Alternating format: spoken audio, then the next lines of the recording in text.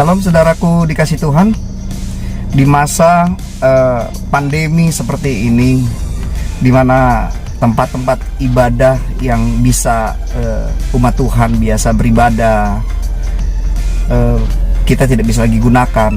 Sebagian dari kita beribadah secara online, dan ternyata beberapa di antara umat Tuhan ada yang mulai malas untuk berdoa, ada yang mulai kendor di dalam berdoa.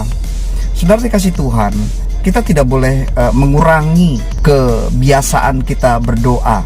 Kita tidak boleh kendor di dalam berdoa. Kenapa? Kita mesti terus bergiat melakukan doa-doa kita.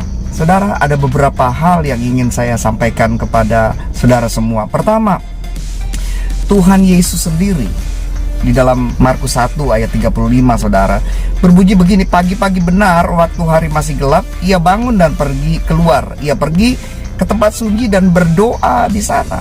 Jadi kebiasaan untuk melakukan doa itu tidak tergantung kepada situasi apapun, dilakukan oleh Tuhan Yesus. Setiap hari dia berdoa, yang pertama itu.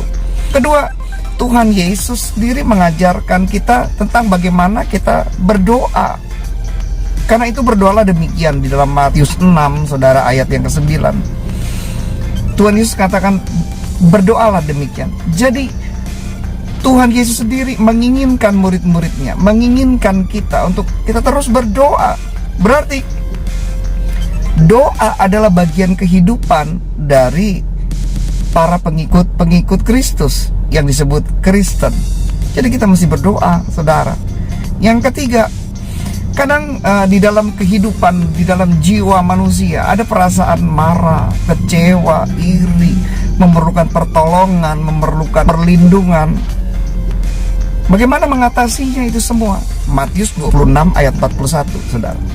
Berjaga-jagalah dan berdoalah supaya kamu jangan jatuh dalam pencobaan.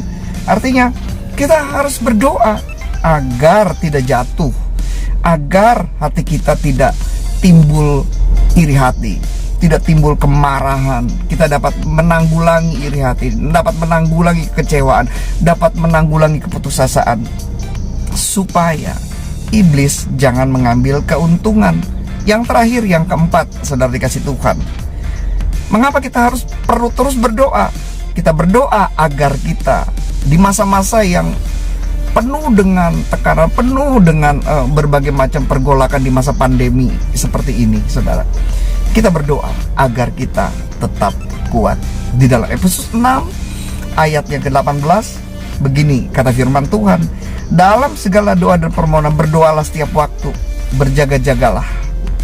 Ya, jadi supaya kita tetap kuat, berdoalah. Tuhan berkati saudara, tetap semangat di dalam berdoa. God bless you.